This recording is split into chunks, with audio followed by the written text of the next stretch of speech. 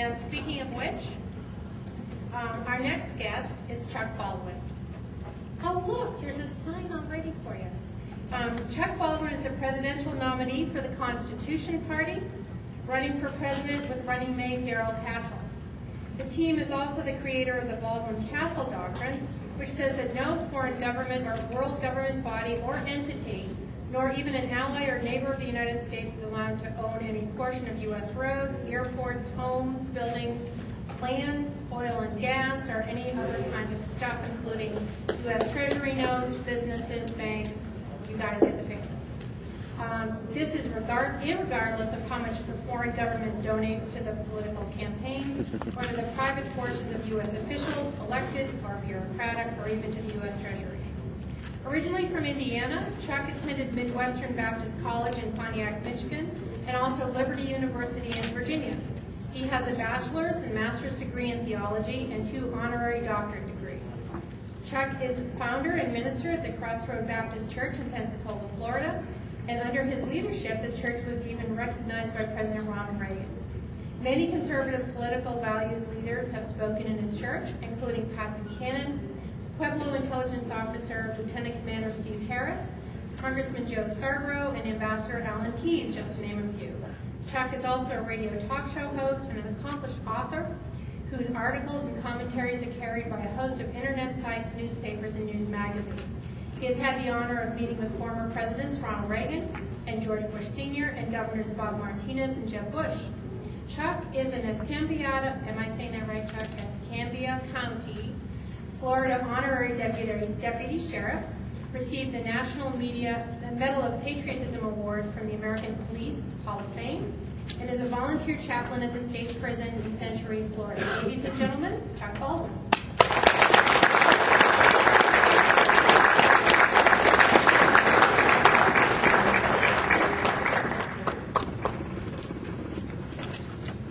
Thank you very much. It's a joy to be with you here. Thank you very much for the invitation to come to Las Vegas, Nevada.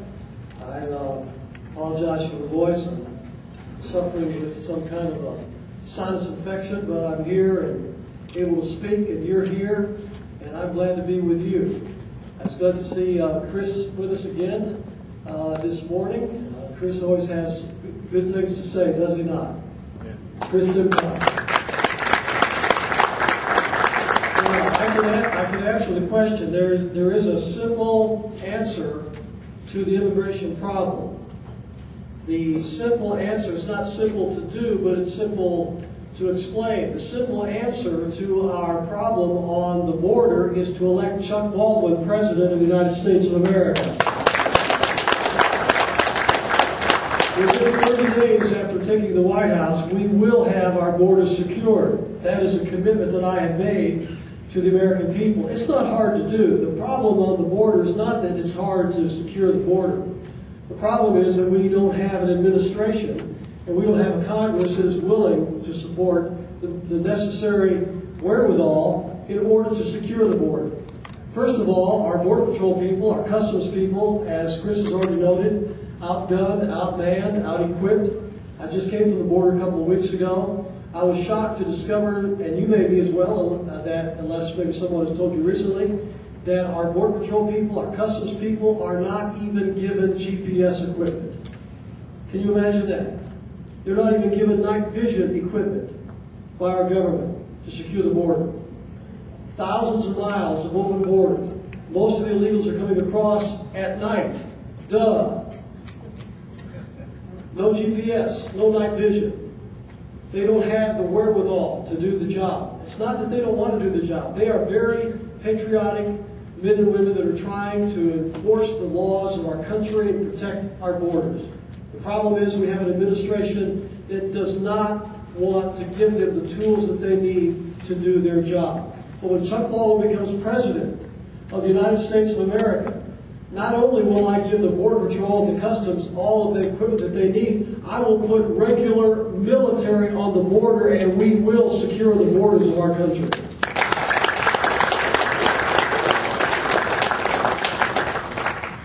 The problem is that we've got two major parties in Washington, D.C. that are virtually in lockstep with one another on the crucial salient issues that are confronting our country. When you look at the differences, you find them to be very minuscule. When you look at the similarities, you find them to be very broad. On the issue of immigration, nowhere is this better seen.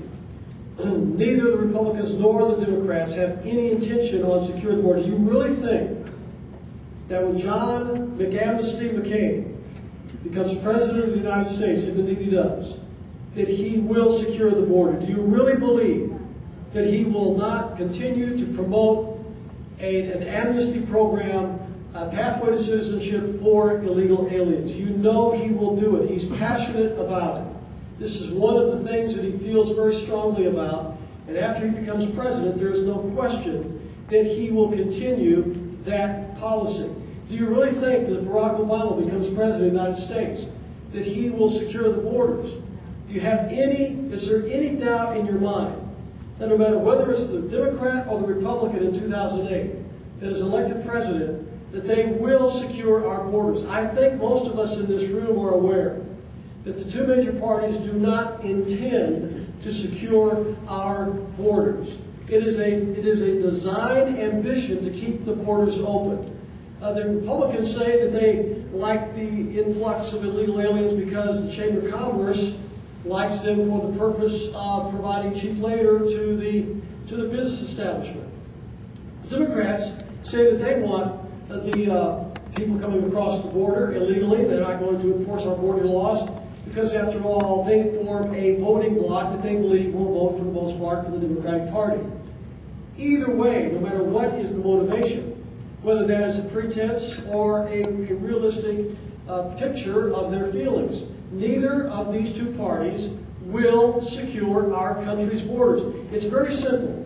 If the people of America want our borders secure in 2008, 2009, they cannot vote for a Republican president or a Democrat president. They're going to have to vote for a third-party presidential candidate. And in 2008, I'm the candidate that has said up and down this country, East Coast, West Coast, North and South, not just in forums where it's favorable, not just among audiences and where it's popular. I've made the commitment. I said to Lou Dobbs just a couple of days ago on his show that the day that Chuck Baldwin is sworn in as President of the United States is the last day that those two Border Patrol agents, Ramos and Campion, spend in jail. Because my first thing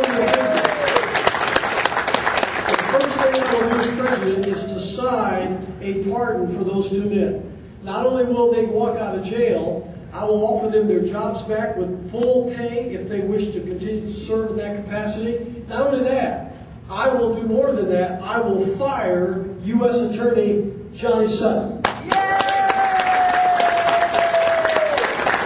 It is disgraceful that this man would be allowed to retain his position as a U.S. attorney. Not too many months ago, this president fired several of our U.S. attorneys, but isn't it interesting that Johnny Sutton continues to serve in his capacity? But the fact of the matter is there has never been a greater miscarriage of justice in recent memory in this country than what happened to those two Border Patrol agents, Ramos and Campion. And I'm here to tell you that a Chuck Baldwin presidency will secure the border, will release these two men. We will get serious about enforcing our border laws. I personally believe that there is an agenda here that is at work that supersedes what we hear from the two major parties. It's more than cheap labor for the business establishment. It's more than votes for the Democrats.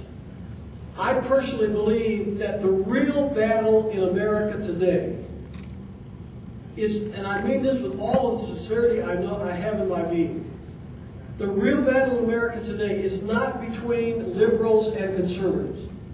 Those titles mean almost nothing. It's not between Democrats and Republicans.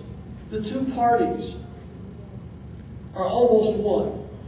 As Pat Buchanan said a few years ago, we don't have two parties in Washington, we have two wings of the same bird of prey.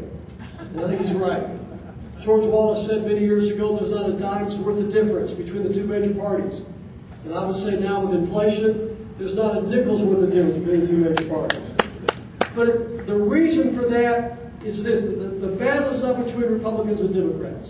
It's not between conservatives and liberals. Listen to me, ladies and gentlemen, very carefully. The battle today, in 2008, 2009, 2010, is between globalists and Americans. John McCain is a globalist. Barack Obama is a globalist. Chuck Baldwin is an American. And I'm going to put America first across the board.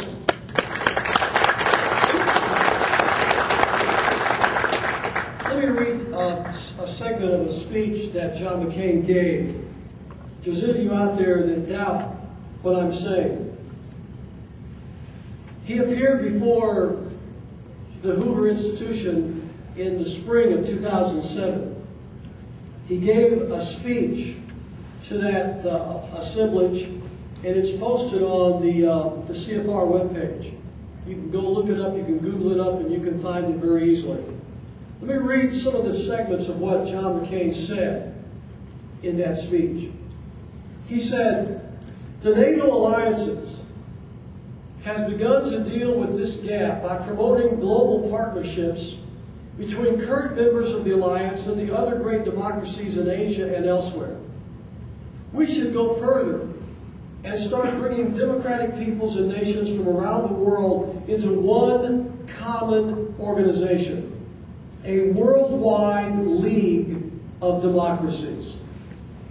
Are you listening? The new League of Democracies would form the core of an international order of peace based on freedom. It could act where the UN fails to act. This League of Democracies would not supplant the United Nations or other international organizations. It would complement them.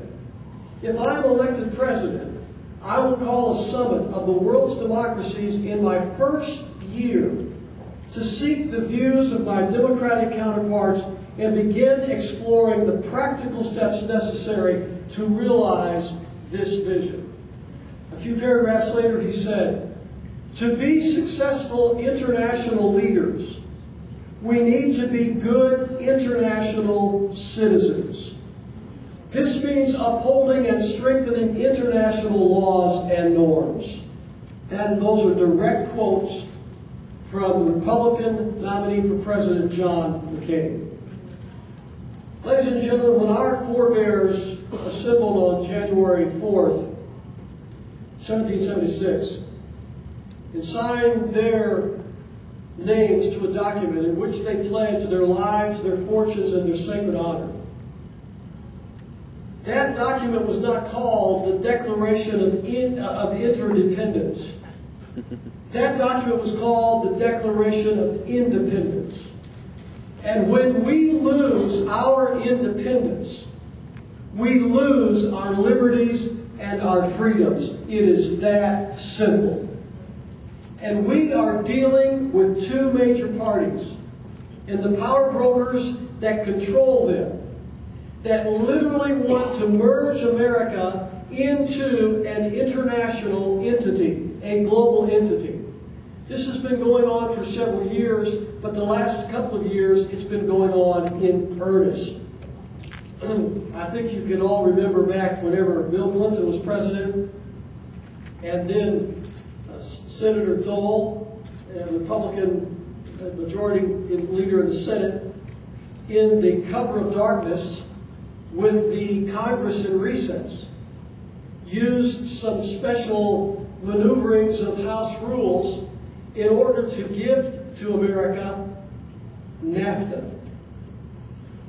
Since NAFTA came into existence, our jobs, our manufacturing has gone overseas at record numbers. I just came from Michigan not too many weeks ago, where I worked on the assembly line when I was a student at college.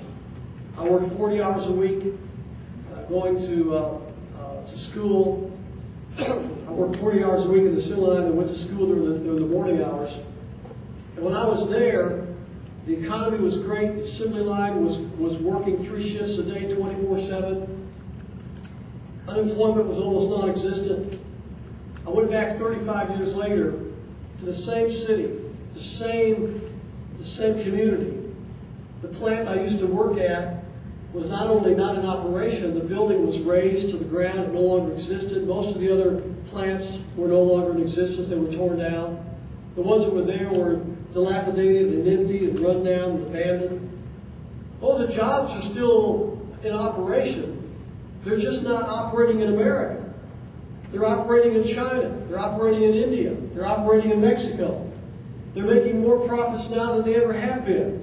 The difference is the American worker is not benefiting from those jobs. Is not benefiting from that manufacturing. NAFTA has reduced our manufacturing force to a skeleton of what it was. If a serious international conflict broke out in the world today, which would require some serious manufacturing on our part, ladies and gentlemen, I think you are aware, and if not, I'm sadly here to inform you that we do not have the capability manufacturing-wise to be able to meet the needs of our military to do what needs to be done on the battlefield should a major international military conflict arise tomorrow. We couldn't do it. The manufacturing plants, the factories, the wherewithal, the tools, the equipment, the resources that we use to fight and win World War II no longer exist. It's not there. It's been decimated. All this has taken our jobs, our manufacturing overseas, but beyond that, it's opened the door to international meddling and into the influences of foreign countries into our nation, unlike we have ever imagined. I want to read a segment from George Washington's farewell address. How many of you read his farewell address? Let's see your hand. I encourage all of you to go by and get a copy. Go to the internet, Google it up, whatever you got to do.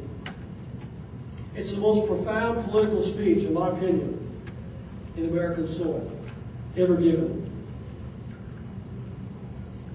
I want you to listen to what he said. Let me now take a more comprehensive view and warn you in the most solemn manner against the baneful effects of the spirit of party generally. He's talking about the spirit that puts an overemphasis on political partisanship.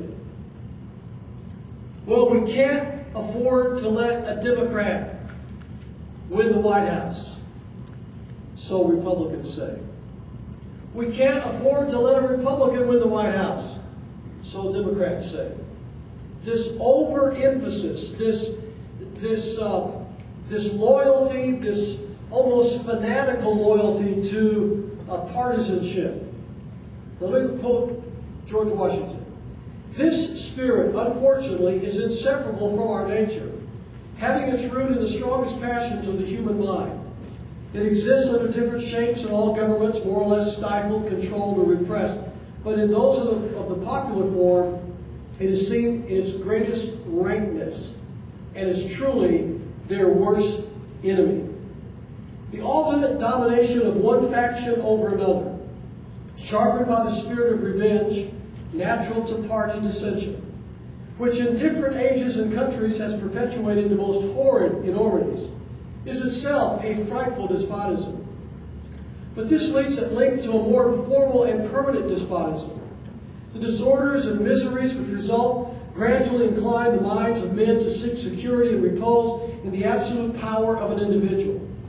And sooner or later, the chief of some prevailing faction, more able or more fortunate than his competitors, turns this disposition to the purposes of his own elevation on the ruins of public liberty.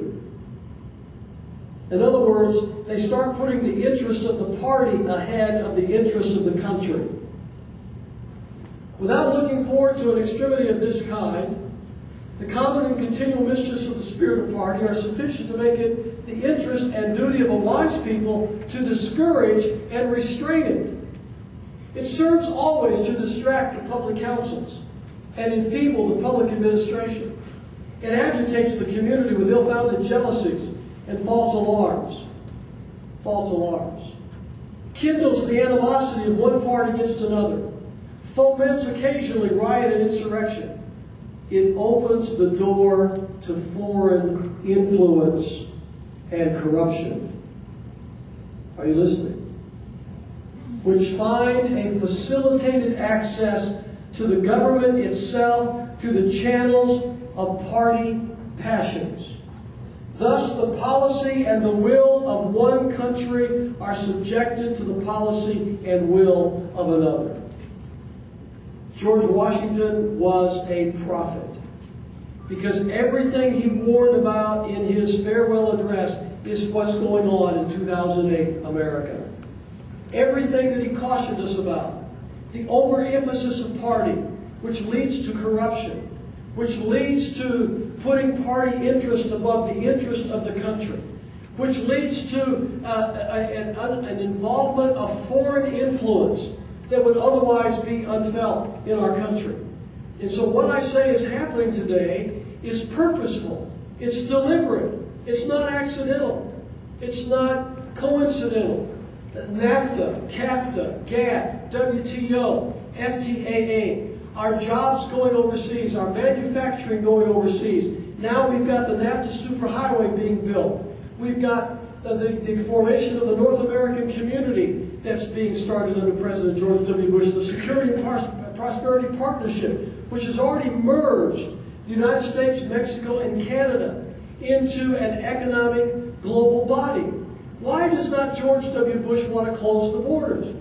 Well, because in May of 2005, he signed an agreement with Vicente Fox and his counterpart in Canada that they would keep the borders open in order to have the free flow of goods and personnel between the countries. Why does he prosecute 2 Border Patrol agents?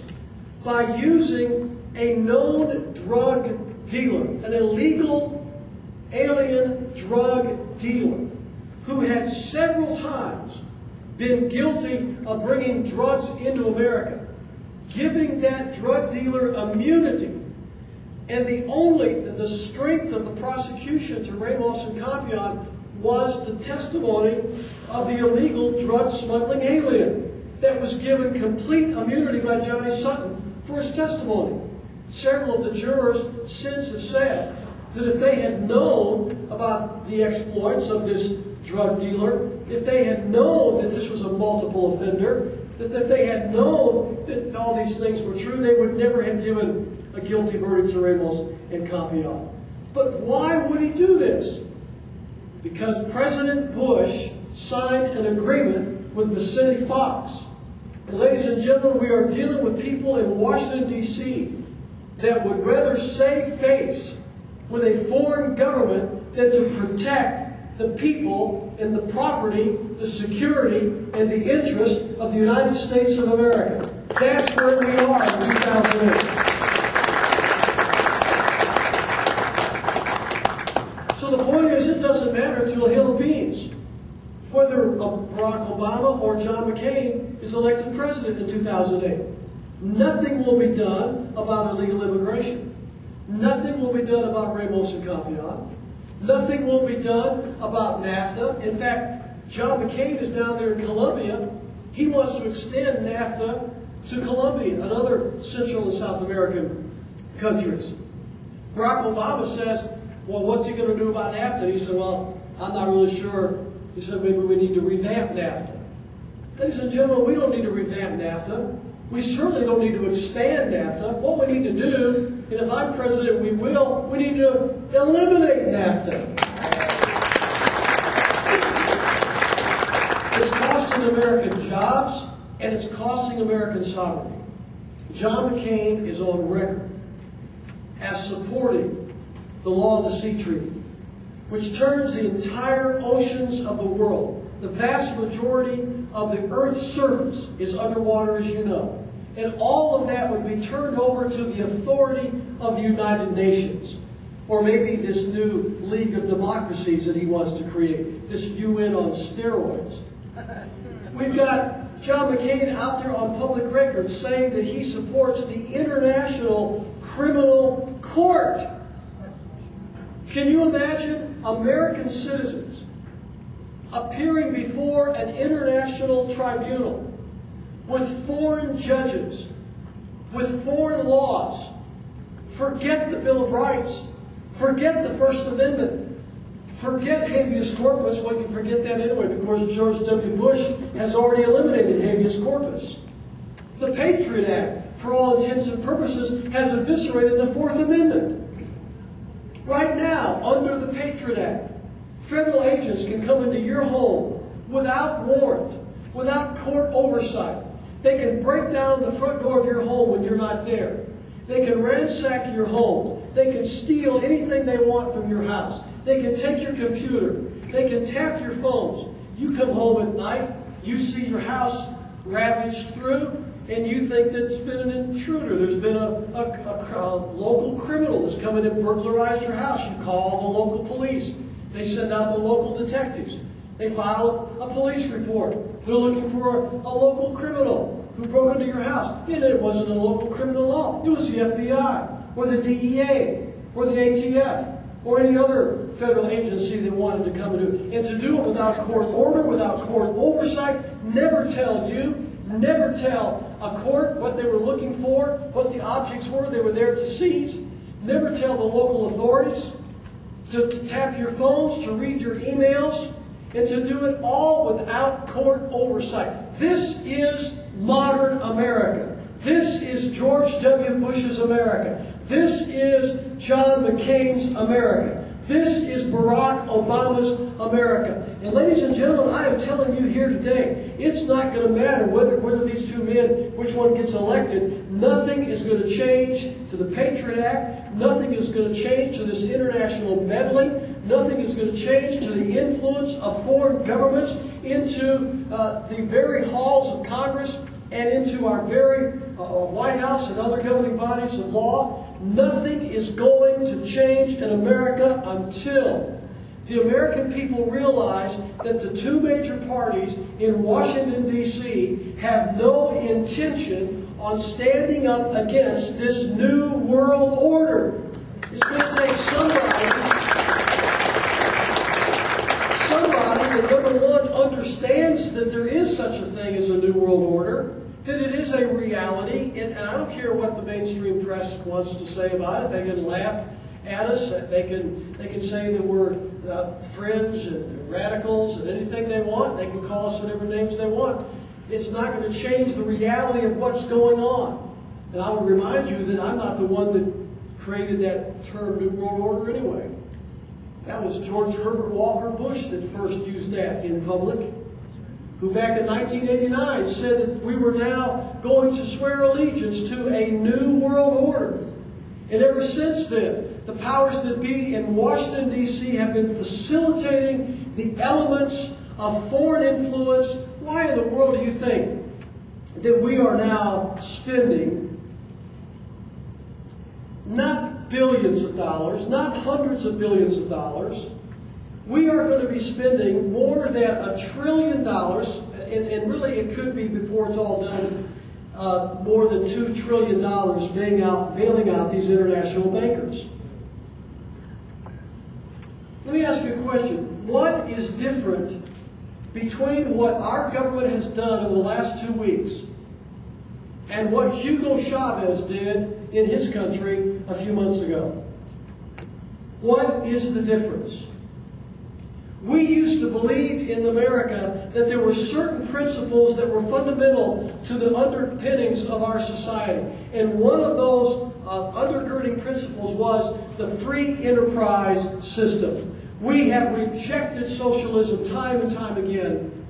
We remember back whenever Bill Clinton was president and Hillary wanted to put forth the nationalized medicine. And I'm a graduate of Liberty, what is now Liberty University. Jerry Falwell was my mentor. I cut my eye teeth of political activism at the Moral Majority back in the 80s. I was the Florida Executive Director of the Moral Majority. I traveled with Jerry Falwell all over the United States. I even traveled with him overseas. We registered probably 50 to 60,000 brand new voters for Ronald Reagan back in the 80s.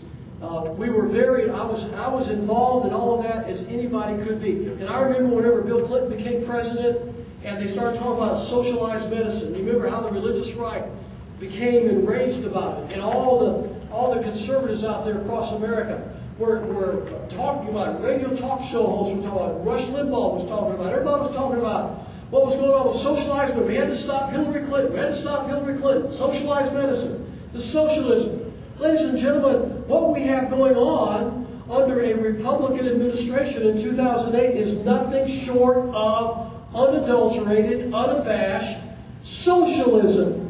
It's socialism 101.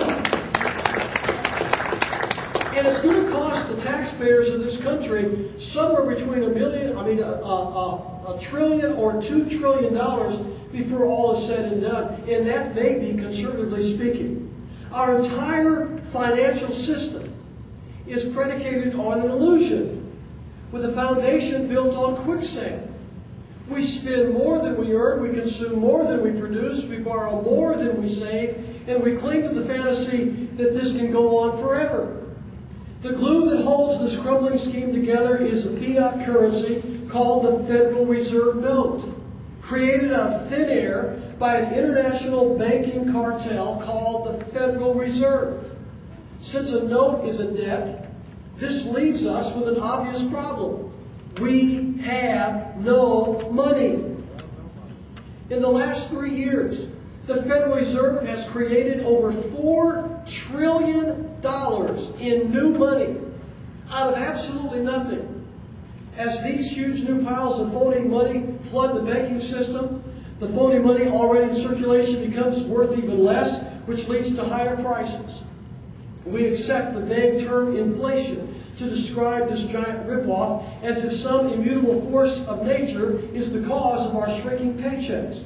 But make no mistake, this meltdown will ultimately spell disaster for every American. And I'm going to tell you what's at stake. What's at stake is the middle class of our country.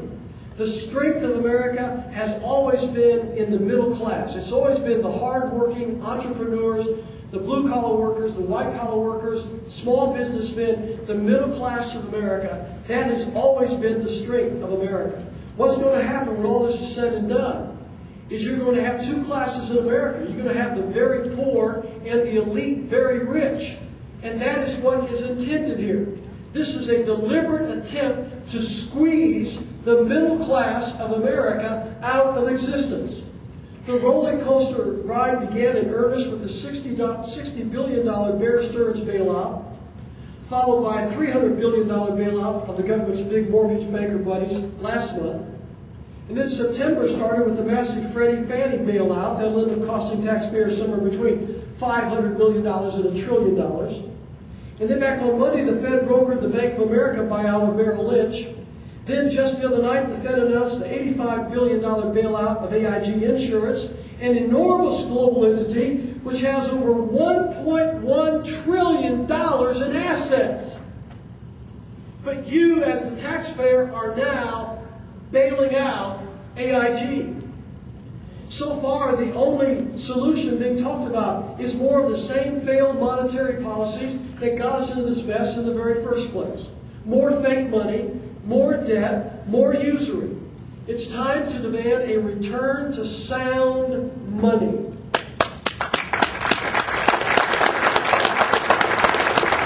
None of the other big Fox candidates are even talking about the most obvious place to begin the road to recovery, which is to return to the constitutional principle of sound money.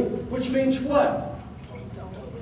It means the first thing that I do after I'm president, after I free Ramos and Campion and I start securing those borders, the next thing I do is I appoint Ron Paul Secretary of Treasury.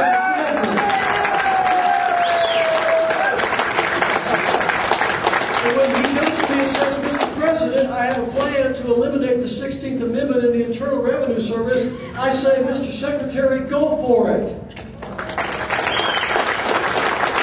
And when he comes to me and says, Mr. President, I have a plan to eliminate and to wean America off of the Federal Reserve System, I say to him, Mr. Secretary, go for it. We must get rid of the IRS, the 16th Amendment, and the Federal Reserve. We must. You will not hear John McCain talk like this. You will not hear Barack Obama talk like this, because these men are both in the pockets of the power elite that are pulling the strings behind both of the two major parties. It's a sham. It is a sham, ladies and gentlemen. You have this facade that the American people think that somehow or another they're going to change the direction of the country by changing from a Democrat to a Republican or vice versa. And so every 4 years or every 2 years in Congress, we do the same thing. We turn out the Republicans because we're angry with them, and we put in Democrats. And nothing changes. And then we're angry with the Democrats, and so we put them out and install the Republicans. And nothing changes. When will the American people wake up and recognize that the chains are being pulled behind the scenes, that it's a setup? It's time that we had another revolution in America today where the American people declare themselves free from this international cabal that is controlling this country. Bravo.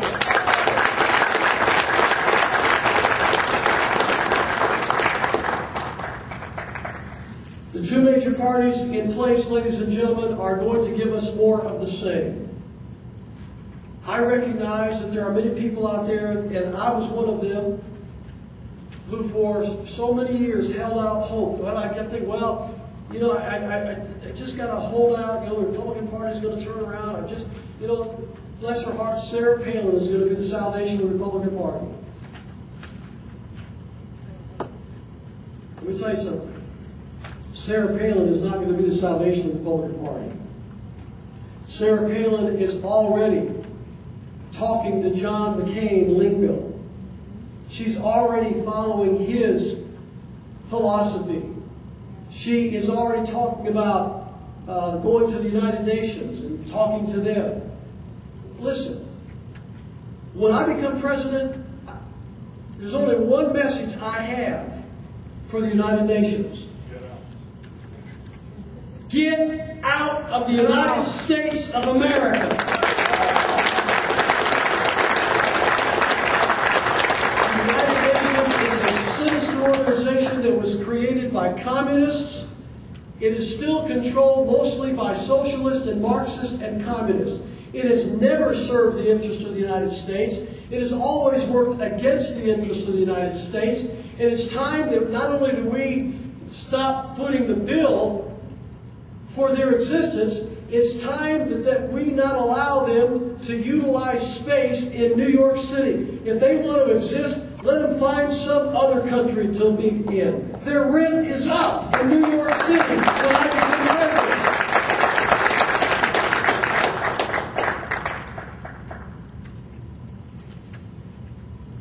John McCain just recently said that he thought we need to be sending troops to Georgia.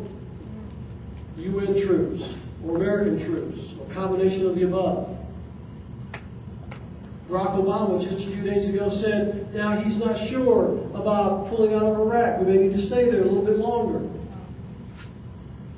Ladies and gentlemen, George Washington, if you go ahead and get his farewell address, he talked about entangling alliances with foreign nations. He talked about the danger and the risk that would come to America when we began to become too intricately involved in the political affairs of other countries. He talked about the importance of our being neutral in terms of foreign intrigue and foreign political policy. But what we have done over the last several years, thanks to the influence of the United Nations, we have allowed our brave fighting men and women of the armed forces to become, for all intents and purposes, the pawns of the United Nations. They've become global policemen. They've become empire builders, nation builders. And ladies and gentlemen, that is not the purpose of our U.S. military. Our men and women of uniform are there to do one job, and that is to protect the people and the property of the United States of America. They are not there to be cops on the international scene for the United Nations. I'll say it quickly. So what should we do? I'll tell you what we ought to do. We ought to get out of NATO altogether. We don't even have enough business being in NATO. NATO's purpose for existence ended when the former Soviet Union ended and the Cold War ended. It is time, it is past time for the states of Europe, sounds shocking, I know, to defend themselves for a change. Hey, France, how about you defending yourself once in a while?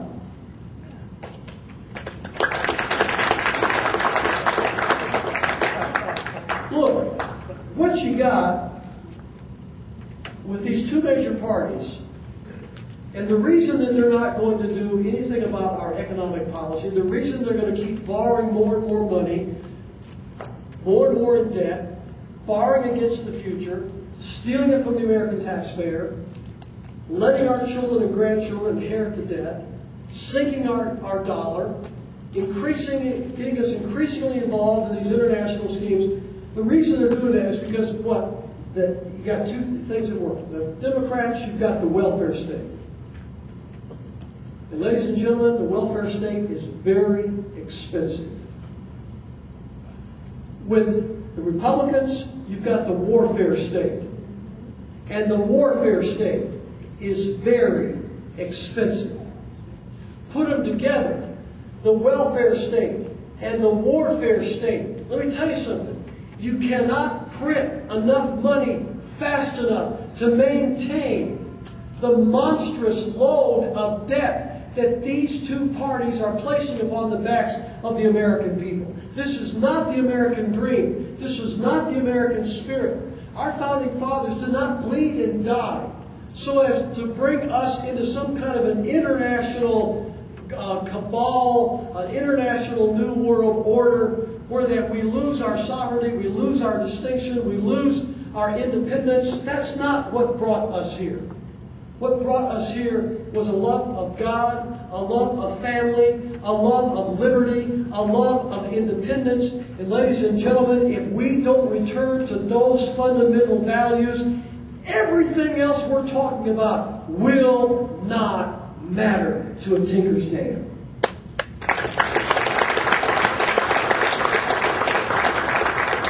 I'll leave you with Lynn Knopfsinger's quote that I love so very much. You all know who Lynn Knopfsinger was, right? You all know Lynn Knopfsinger. Anybody not know who Lynn Knopfsinger was? Former press secretary of President Reagan, counsel under Reagan, great conservative. These words are his, and I quote them. He titled this, "These Things I Believe." All right? These things I believe. That government should bud out. That freedom is our most precious commodity. And if we are not eternally vigilant, government will take it all away. That individual freedom demands individual responsibility. That government is not a necessary good, but an unavoidable evil. That the executive branch has grown too strong, the judicial branch too arrogant, and the legislative branch too stupid. That political parties have become close to meaningless. That government should work to ensure the rights of the individual, not plot to take them away. That government should provide for the national defense and work to ensure domestic tranquility. That foreign trade should be fair rather than free. That America should be wary of foreign entanglements. That the tree of liberty needs to be watered from time to time with the blood of patriots and tyrants. That guns do more than protect us from criminals. More importantly, they protect us from the ongoing threat of government. That states are the bulwark of our freedom. That states should have the right to secede from the Union. And lastly, that once a year, this is my favorite, that once a year we should hang someone in government as an example to his fellows.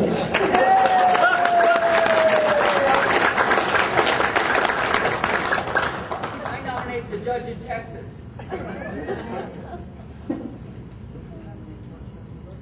Ladies and gentlemen, only a fundamental, radical return to the basic principles upon which America was built. Those principles are encoded in our Constitution, our Bill of Rights, and our Declaration of Independence. Only a radical, fundamental return to those principles are going to save this republic. As candidate for President of the United States in 2008, that is my pledge to the American people. I want to return America to the Constitution, the Bill of Rights, and the Declaration of Independence. God bless you. God bless you.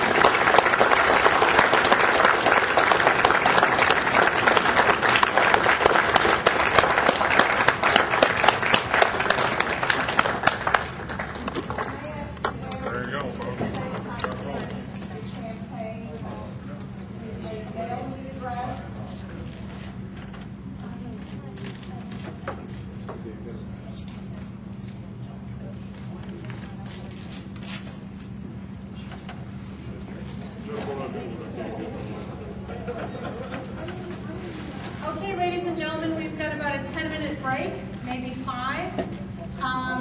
Yeah, hang on one second.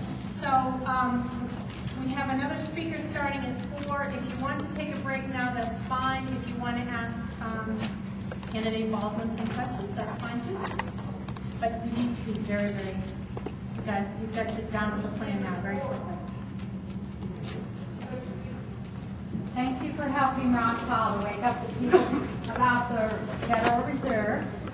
And, I'd like you to add 2 words to your vocabulary. One in your list where you talk about socialism. Fascism is what we got. And the other word, did I? Anyway. But here is about the illegal immigration. Here's something I never hear people talk about.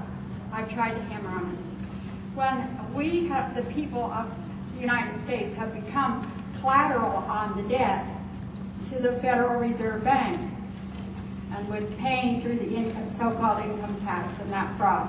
So, when I believe that because we're so far in debt, that it is imperative for the government, so-called government, to create more collateral on the debt by creating more Social Security numbers through illegal aliens. Anchor baby and the whole family getting Social Security numbers.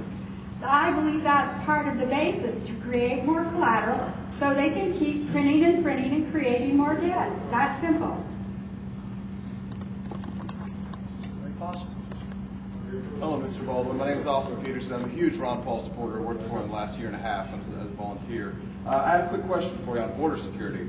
I actually used to be a closed border supporter myself, and I understand that you can't have a welfare state and open borders.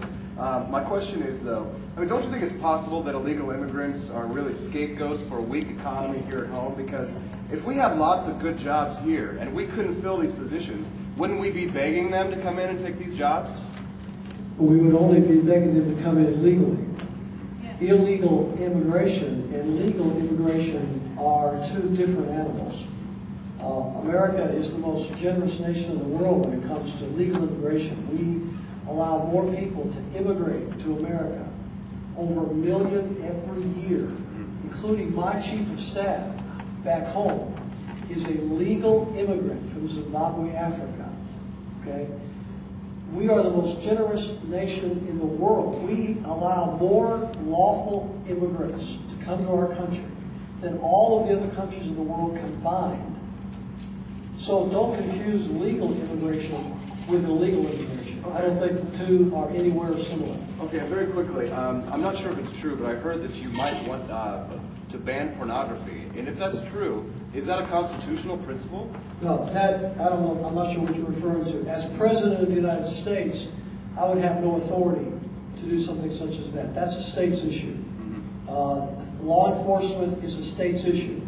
For example, the drug traffic. I believe as President, I would have the responsibility I would look at drugs coming into America like I would look at illegal aliens. I would do everything as a federal government to keep them out of the country. But the enforcement domestically is reserved to the states and to the people respectively according to the 10th Amendment. So therefore, that's a state's issue. That's not a federal issue. Okay, good enough. Thank you. Whether I would agree with the state's decision or not doesn't really matter because it's a state's issue. Like here in Nevada, you've got, I think you've got something called legalized gambling here in Nevada. You know, and whether I personally support legalized, would I vote for a state in my home state of Florida, would I vote for it to be legalized gambling like it is here in Nevada? Maybe I would not. But that's a state's issue. As president, I would respect the right of Nevada to have their laws as they see fit. Thank you. I just have a question I'm wondering about. You're on the presidential candidate for the Constitution Party, is that right? Here in Nevada, we're Constitution Party nationally. Here in Nevada, it's the Independent American Party. And we've got some great candidates that are right down the line with all the things I talked about this morning that are working hard to be elected in the state of Nevada. It's called the Independent American Party here in Nevada. Yeah, that was my understanding. What the main question was is how many of the states are the Constitution Party and, well, your coalition Independent American, how many states are they on the ballot in? I don't have the final number yet. We were looking right at 40. Okay, thank you. Yeah, some of the ones, I'm not sure that all the deadlines have been met yet, but we're looking right about 40. My name's Harold, and I do have a question for you, Chuck, but I'm from Pahrump, and if there's anyone here from Pahrump, I want to say that what I said before, we need to go back to our communities, and we need to work to establish viable third parties throughout this nation. All of us need to do that. I heard mention of a revolution. Henry Ford told us, he's one of our wise men, sort of. He made a lot of money in cars. He said that if the American people understood what had happened to their money system, there'd be a revolution in this country before morning. So you think about that. That's advice from a wise man. What we need to do is explain to the rest of the American people, because most people here know that the Federal Reserve System is a sham. We need to be able to figure a way to explain to the rest of the American people that same thing, and then we will have our revolution. That's one thing we can do. My question for Chuck is, Chuck, please, would you come to Pahrump, please? Come to Pahrump. Come to where? Pahrump. I don't know where that is. Well, about an hour from here. Hanson knows. Okay, Okay, come to Pahrump. thank you. Bring your gun. Hey, if I'm welcome to bring my gun, I like it already. Bring it. You can bring it to Pahrump. By the way, our website is baldwin08.com, baldwin08.com. Please visit our website. Thank you. I'm Lulu Briber. I'm also from Pahrump. I've met you several times at the national meetings. And yes, you do need to come to Pahrump because we are very active there. And I don't know if you know it, but we had the most delegates originally that voted for Ron Paul instead of McCain. And that was gavelled by Bob Beers when they were counting the votes in Reno for the Nevada convention. And so it was all bad because most of us didn't get to the convention in Minnesota to represent what Nevada represented. And I will be voting for you, and I would like to talk to you some more about coming to Pahrump. Thank you. Thank you. I'll be hanging around here for a little bit. Yes. Chuck, I'm Bob Miller, and I'm also from Pahrump. and I go to the same church that Lulu goes to. And tomorrow at 10 o'clock, we are having our 40th anniversary of the Pahrump Community Church, and I'd like to invite you to come to Pahrump, come to our church. Well, thank you, sir. I wish I could know that ahead of time. I've got to find out, catching out about before daylight comes in the morning. But thank you very much for the invitation. Please communicate with my national office about maybe getting back out here. How do you spell that? P-A-H-R-U-M-P. Pahrump. Yep. I will remember that. And thank you for what all you're doing. Thank you very much. Thank you. We have a lady here.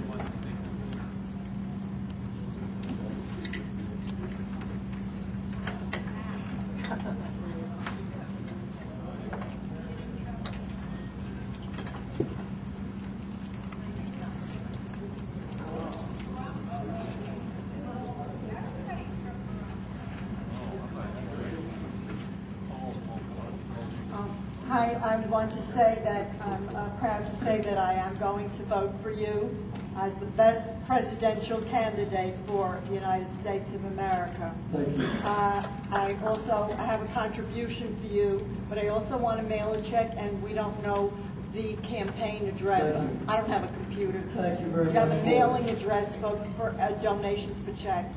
They tell me all the time. I always forget to put that out. It's the P.O. Box. Yeah, write it down here. Just write it down for me. Could you write it down? It's P.O. If you want to write a check, it's P.O. Box. Write it It's down. Baldwin, 2008. P.O. Box 131, Yeah. Palmyra, P-A-L-M-Y-R-A, Palmyra, New Jersey. Palmyra. Palmyra, New Jersey, 08065. Or you can go online with a credit card to Baldwin. Well, I don't do computers, Right. so. Yeah, P.O. Box 131, Palmyra, New Jersey, 08065. 08065. Okay, I do have, okay, could you give me a donation and give me the address? Okay, I would just My like to question say that is, how are we going, give him the donation, how are we going to take note of how many illegals are going to come into the trucks freely crossing Laredo, Texas, through the SPP North American Highway, Superhighway that's planned to go from Nuevo Laredo, Mexico, across into Laredo, Texas, and on northward through the western part of the United States, uninspected until a point, I think, in Kansas. How are we going to tell how many Mexicans are coming in and sneaking in those trucks, and even South Americans and so forth? No way to know. And the bigger question, even than that, is how many terrorists Right. are coming across. It's a wide open border, and all we're doing is facilitating it. So, yeah, these are all the questions that the government is not answering because they don't want to answer. Again, I believe it's deliberate. Thank you very much. You're very welcome. Bush doesn't care, and the Trump doesn't care. Thank you. is anybody familiar with